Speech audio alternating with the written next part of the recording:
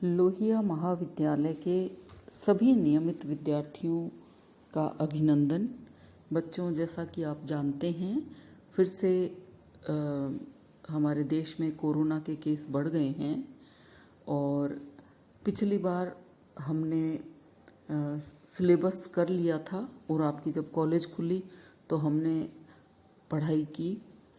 कुछ चैप्टर आपके बदल गए हैं। मैंने आपको जायसी पढ़ा दिया था, लेकिन उसमें कुछ और चीज़ें जुड़ गई हैं, नया सिलेबस बदला है। तो मैं अब आपको बदले हुए सिलेबस के कुछ टॉपिक जो अपने को करने हैं वो मैं पढ़ाऊंगी आपको। तो बच्चों, सिंगल दीप खंड जो है जायसी का, जायसी मलिक मोहम्मद जायसी, इनके पद हम कर चुके हैं पहले, लेकिन जो बदल गए हैं टॉपिक, जो व्याख्याएं अपने को नई करनी है, आज अपन वो करेंगे। तो पहले आपके सिंगल दीप खंड नहीं था, अब आपके ये फिर से जोड़ा गया है नए तरीके से। तो चलिए आइए अपन पढ़ते हैं सिंगल दीप वर्णन खंड। जैसा कि जायसी के बारे में आप पहले पढ़ चुके हैं, पहले मैं आपको बता चुकी हूँ और आपको पीडीएफ भी डाल चुकी हूँ, तो और अपन ने क्लास में भी चर्चा की थी। तो सिंगल दीप का वर्णन कवि ने यहाँ पर किया है। सिंगल दीप कथा अब गाओ, ओसो पद्मनि बरनी सुनाओ, निर्मल दर्पण भांति बिसेखा, जो जेहि रूप सो तैसिय देखा, धनि सो दीप जह दीपक बारी, ओ सो पद्मनि जो दई संवारी। अब इसमें कवि ने अपन प्रसंग करेंगे तो क्या करेंगे कि प्रस्तुत पद्यावतरण महाकवि जायसी के पद्मावत के सिंगल द्वीप वर्णन खंड से अवतरित है। तो ये आपका प्रसंग हुआ और इसमें पद्मिनी स्त्रियों के रूप का और सिंगलगढ़ का वर्णन किया गया है। तो बच्चों, आइए अपन व्याख्या करते हैं। सिंगल दीप कथा अब गाओ, ओसो पद्मनि वर्णी सुनाओ। कवि जो है पद्मावत के सिंगल द्वीप खंड में ये कहते हैं कि जायसी जो है वो कहते हैं कि अब मैं सिंगलगढ़ का वर्णन करता हूँ। कवि ने जो है इस पद में सिंगलगढ़ का वर्णन किया है, पद्मिनी स्त्रियों के रूप सौंदर्य का वर्णन किया है, सातों द्वीपों की सुंदर स्त्रियों से बढ़ चढ़कर इस सिंगल द्वीप को उन्होंने बहुत ऊपर रखा है। और जायसी ने जो 7 द्वीप बताए हैं, जैसे दिया द्वीप, सरन द्वीप, जम्बू द्वीप, लंका द्वीप, कुशस्थल द्वीप, महुस्थल द्वीप और पद्मिनी नारियों के बारे में बताया है। तो इसी बात को वो आगे बढ़ाते हैं कि सिंगल दीप कथा अब गाओ, ओसो पद्मिनी वर्णी सुनाओ।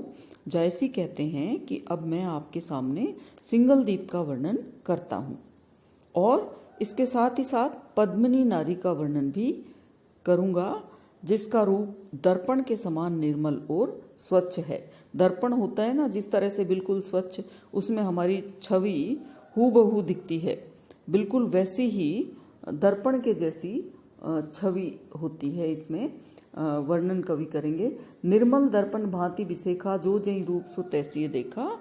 कवि कहते हैं कि मैं जो है, ये जो छवि है वो दर्पण के जैसी है, वैसी दिखाई देती है। इसी प्रकार पद्मिनी नारी का सौंदर्य भी व्यक्ति को अपने भावनाओं के अनुरूप ही दिखाई देता है। अब जैसे अगर कोई व्यक्ति जैसी भावना अपने मन में रखेगा, वैसी उसको सामने चीज़ दिखती है। जैसे तुलसी ने भी कहा है कि जाकी रही भावना जैसी, प्रभु मूरत देखी ती तैसी। तो वैसे ही कवि यहाँ कहते हैं कि व्यक्ति का सौंदर्य भी व्यक्ति को अपनी भावनाओं के अनुरूप दिखाई देता है। जायसी का कथन है कि दर्पण की भांति बिसेखा यानी दिखाई देती हैं ये स्त्रियां, जो जेहि रूप सो तैसिय देखा, जो जैसे रूप देखना चाहता है उसको वैसा दिखाई देगा। धनी सो दीप जह दीपक बारी, ओ सो पद्मनि दई संवारी। कवि जायसी कहते हैं कि वो दीप जो है वो धन्य है। वो दीप धन्य है और सौभाग्यशाली हैं जहाँ पद्मिनी जैसी सुंदर और स्वच्छ शरीर वाली नारियां रहती हैं। वे दीपक के समान उज्जवल हैं। दीपक के समान कैसे? दीपक बारी, बारी यानी बालिकाएं। धनी जो दीप जह दीपक बारी, वो दीप धन्य है जहाँ दीपक के समान उज्जवल चरित्र वाली स्त्रियां हैं। और पद्मिनी जो दई संवारी, और ऐसी पद्मिनी स्त्रियां जो विधाता ने, दई यानी विधाता, ईश्वर ने जिन्हें संवारा है, जिन्हें बहुत ही अद्भुत और विशेष रूप में संवार करके प्रस्तुत किया है, तो ऐसा दीपक धन्य है। सात दीप बरने सब लोगू, एको दीप न ओहि सरि जोगू। दिया दीप नहीं तस उजियारा, सरन दीप सर होई न पारा। जम्बू दीप कहो तस नाही, लंक दीप सरि पूज न चाही। दीप गभस्थल आरन पारा, दीप महुस्थल मानुस हारा। अब देखिए यहाँ एक एक करके कवि ने 7 दीपों का वर्णन किया है। हर दीप जो है उससे ज़्यादा श्रेष्ठ उन्होंने सिंगल दीप को बताया है। तो कवि जो हैं कहते हैं 7 दीप बरने सब लोगू। इस संसार में 7 दीपों के बारे में लोगों ने वर्णन किया है, लेकिन एक भी द्वीप जो है वो उसके समान नहीं है। ओई सर जोगू कि उस दीप के समान नहीं है। संसार में व्यक्तियों ने 7 दीपों का वर्णन किया है, किंतु कोई भी इनमें सिंगल दीप के समान प्रतीत नहीं होता है। अभिप्राय क्या है कि उसके समान सुंदर और धन्य दीप दूसरा इस पृथ्वी पर नहीं है। अब आगे कवि अन्य दीपों के बारे में उसकी तुलना करते हुए कहते हैं, दिया दीप नहीं तस उजियारा, सरन दीप सर होई न पारा। दिया दीप के में तो सिंगल दीप के समान उजाला ही नहीं है, और सरन दीप जो है वो उसके बराबर हो ही नहीं सकता। यानी कि दिया दीप में उसके जैसा, सिंगल दीप जैसा प्रकाश नहीं है, तो सरन दीप भी ऐसा ही है कि उसमें भी कोई वैसा सौंदर्य नहीं है। जम्बू दीप कहो तस नाही, लंक दीप सरि पूज न छाही। सरि पूज न छाही यानी बराबरी नहीं कर सकते हैं, छाया की भी बराबरी नहीं कर सकते हैं। जम्बू दीप कहो तस नाही, तस यानी उसके जैसा। जम्बू दीप भी उसके जैसा नहीं है। किसके जैसा? सिंगल दीप के समान। जम्बू दीप भी नहीं है। लंका दीप जो है वो भी उसकी बराबरी नहीं कर सकता है। लंका दीप भी किसी प्रकार से उसकी तुलना में सही नहीं ठहर सकता है, और जम्बू दीप भी बराबरी नहीं कर सकता है। दीप गभस्थल आरन पारा, दीप महुस्थल मानुस हारा। कवि जायसी आगे कहते हैं, गभस्थल दीप है, उसमें अपार अरण्य है। अरण्य यानी वन, जंगल, यानी वहाँ तो जंगल ही जंगल है, तो वो तो सिंगल दीप के समान है ही नहीं। दीप महुस्थल मानुस हारा, और महुस्थल दीप तो कैसा है कि वो मनुष्य विहीन है। मनुष्हारा, मनुष्य ही नहीं है वहाँ पर। तो कुशस्थल दीप तो अरण्यवत है, अतः उसकी समानता की तुलना कर ही नहीं सकते।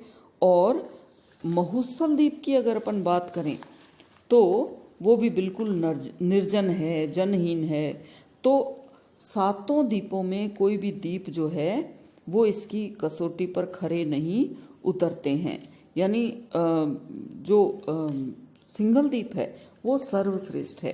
अंत में सब संसारे पर्थ में आए 7 दीप, एक दीप नहीं उत्तम सिंगल दीप समीप। अंत में कवि क्या कहते हैं, इस संसार में सर्वप्रथम 7 दीप आए, लेकिन सिंगल दीप के समान उत्तम एक भी द्वीप नहीं है। 7 दीप इस संसार में आए, पर सिंगल दीप की बराबरी कोई नहीं कर सकता है। तो इस प्रकार कवि जायसी ने इसमें सिंगल दीप को सर्वश्रेष्ठ बताया है। इन पंक्तियों में कवि ने इस पद में जो है जो पद्मिनी नारियां हैं उनके दिव्य रूप और सौंदर्य का गुणगान किया है। पद्मिनी नारियां जो पद्म गंधा होती हैं, उनके शरीर से कमल की खुशबू आती है, तो उनका वर्णन किया है। बहुत ही सरस, स्वाभाविक और सहज भाषा में, अवधी भाषा में कवि ने ये वर्णन किया है। और इसमें जो नारियां हैं वो पद्मगंधा स्त्रियां हैं, और कवि ने यहाँ अतिशयोक्ति अलंकार का प्रयोग किया है। तो आप देख सकते हैं कि ये जायसी की शैली है। जायसी इसी तरह से वर्णन करते हैं, वर्णनात्मकता हमें दिखती है, जिसको कहना चाहिए कि एक के बाद एक कवि ने अपना द्वीपों के बारे में बताया है। तो बहुत ज़्यादा वर्णन उन्होंने नहीं किया है, लेकिन एक थोड़ा थोड़ा परिचय देते हुए सिंगल द्वीप को सर्वश्रेष्ठ द्वीप बताया है। तो बच्चों, ये आज हमने जायसी के नए पद जो आपके नए चैप्टर जो जुड़े हैं उसको अपन ने पढ़ना चालू किया है। तो आप घर में रहिए, स्वस्थ रहिए, मास्क का उपयोग कीजिए, हैंड सैनिटाइज़र का उपयोग कीजिए, बिना आवश्यक कार्य के कभी बाहर ना निकलें। और क्योंकि लॉकडाउन ना लगे इसके लिए हम ये कर सकते हैं कि वक्ती तौर पर हम अपनी जो इच्छाएं हैं बाहर घूमने की उनको त्याग सकते हैं।